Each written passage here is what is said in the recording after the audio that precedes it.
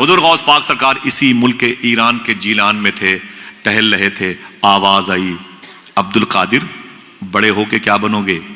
حضور غوث پاک سرکار کہتے ہیں آواز آئی بادلوں سے، اے عبد القادر بڑا ہو کے کیا بنے گا؟ بڑا ہو کے کیا بنے گا؟ عاشق بنے گا کہ محبوب بنے گا؟ یہ دو ڈگر الگ الگ ہے، سمجھ رہے ہیں؟ گھر میں آئے اپنی ماں سے لپٹ گئے، بولے میری ماں آواز آئی ہے عبد القادر کیا بنے گا؟ تو ماں نے کہا بیٹے جلد بازی میں کوئی فیصلہ مت کرنا، سوچ لے تو کیا بننا چاہتا ہے، یعنی آرٹ سائڈ سے، سائنس سائڈ سے تو بی ایم ایس بننا کرنا چاہتا ہے، ایم بی بی ایس کرنا چاہتا ہے، تو کدھر جانا چاہتا ہے؟ ہاں تو قاری بننا چاہتا ہے، حافظ بننا چاہتا ہے، عالم بننا چاہتا ہے کہ مفتی بننا چاہتا ہے، ایڈوکیٹ بننا چاہتا ہے کہ جج، کیا بننا چاہتا ہے؟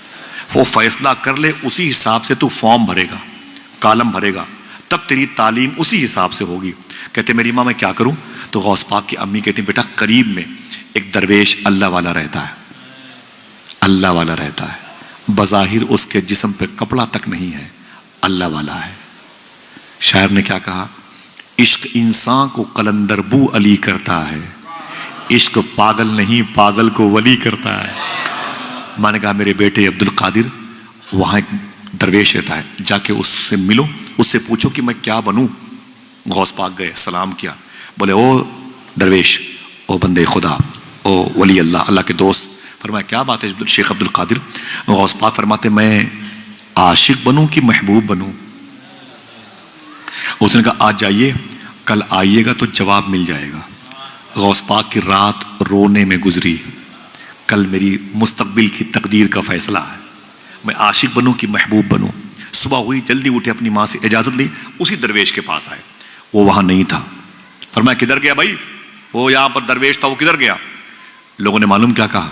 بولے وہ تو رات میں مر گیا۔ فرمایا مر گیا؟ ہاں اس کا انتقال ہو گیا، وہ مر گیا۔ بولے پھر کہاں دفن کیا؟ معلوم کیا کہا لوگوں نے؟ ہمیں اس کے مذہب کے بارے میں علم نہیں تھا۔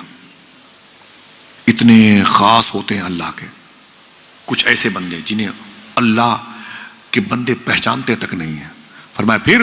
کہا پیروں میں رسی باندھ کر کے ہم نے اسے وہ کھجوروں کی باغ میں وہاں پہ جنگل کے ایریے میں جا کے چھوڑ دیا ہے۔ اس کی لاش کو چیل کوے نوش کے کھا رہے ہیں، چیل کوے نوش کے کھا رہے ہیں۔ ایک کتاب میں جملہ لکھا ہوا، کتاب میرے گھر پہ، اس میں یہ بھی لکھا ہوا ہے کہ اس کی لاش کو کتے بھی نوش کے کھا رہے تھے۔ اللہ اکبر اللہ! یہ عشق نہیں آسان، بس اتنا سمجھ لیجئے ایک آگ کا دریا ہے اور ڈوب کے جانا ہے۔ عشق کسے کہتے ہیں؟ پوچھو امام حسین سے۔ عشق کسے کہتے ہیں؟ پوچھو بلال حبشی سے۔ عشق کسے کہتے ہیں؟ پوچھو سلمان فارسی سے۔ کوئی خبیب سے پوچھے، بلال سے سمجھے سزائے الفت سرکار میں مزہ کیا ہے۔ ہاں میرا امام کہتا ہے کہ اے دل یہ سلگنا کیا، جلنا ہے تو جل بھی اٹھ، دم گھٹنے لگا ظالم کیا دھونی رمائی ہے۔ اے عشق تیرے صدقے جلنے سے چھٹے سستے، جو آگ بجھا دے گی وہ آگ لگائی۔ عشق رسول کی آگ بڑی عظیم ہوتی ہے۔ میرے آقا غوث پاک فرماتے کہاں ہے؟ بولے اس کے پیروں میں رسی باندھ کے ادھر پھینک دیا۔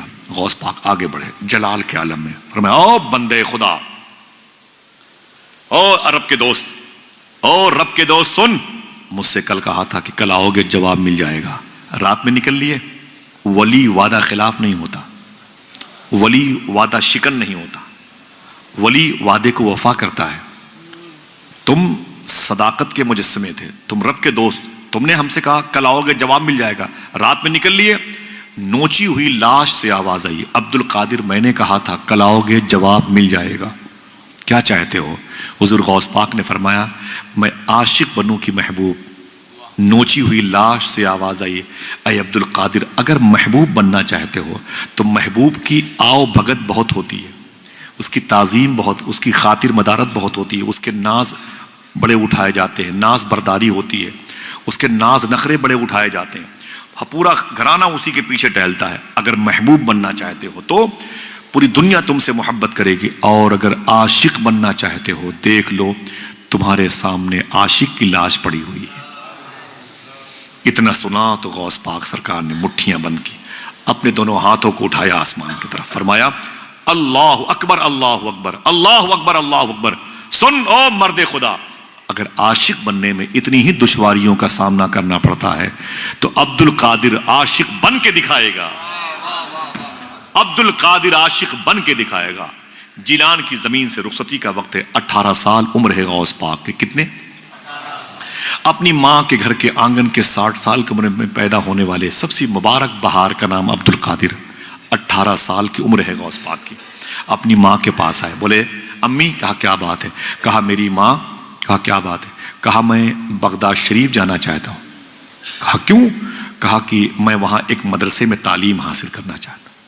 ماں نے بیٹے کو سینے سے لگا لیا، رو کے بولی میرے بیٹے عبد القادر جا، تو میری خدمت کے لیے نہیں پیدا ہوا، تو اپنے نانا کے دین کی خدمت کے لیے پیدا ہوا، تو میرا پہلا اکلوتا بیٹا ہے، جا میرے بیٹے سچ بولنا۔ غوث پاک کی امی نے کہا تھا سچ بولنا، جا میرے بیٹے جا۔ پھر رو کے بولی اے میرے بیٹے، تیری اور میری بجسم آخری ملاقات ہے، کون ماں چھوڑے گی اپنے جوان بیٹے کو؟ 18 سال کی عمر کی ایک گاڑی کمائی تھی مخدومہ فاطمہ ام الخیر کی، لیکن حضور کے دین کی محبت نے چھوڑ دیا۔ کہتی جا میرے بیٹے جا، تیری اور میری آخری ملاقات ہے، اس کے بعد بجسم ملاقات نہیں ہوگی میرے بیٹے، لیکن ایک بات سن۔ کہا کیا؟ کہتی ہیں کہ آپ کے ابو شیخ موسیٰ جنگی دوست نے ایک تحفہ تمہارے نام کا، امانت تمہارے نام کی میرے حصے میں رکھی ہے۔ کہا وہ کیا ہے؟ تو غوث پاک سرکار کی امی کہتی ہیں میرے بیٹے وہ ایک دعا ہے، ایک دعا ہے، جس دعا کو پڑھنے کے لیے مجھے یہ کہہ کے تمہارے باپ نے دیا تھا میرے بیٹے عبد القادر کو دے دینا، وہ امانت تو لے جا۔ غوث پاک نے اس امانت کو، اس دعا کو لیا، یاد کر لیا۔ 90 سال کی عمر ہوئی غوث پاک کی تو اپنے بیٹے سے کہنے لگے اے میرے بیٹے، بغداد شریف میں بڑھاپے کی وجہ سے میں نے سارے وظیفے پڑھنا بند کر دیے، لیکن وہ وظیفہ میں نے کبھی بند نہیں کیا جو مجھے میری ماں نے بتائے تھے۔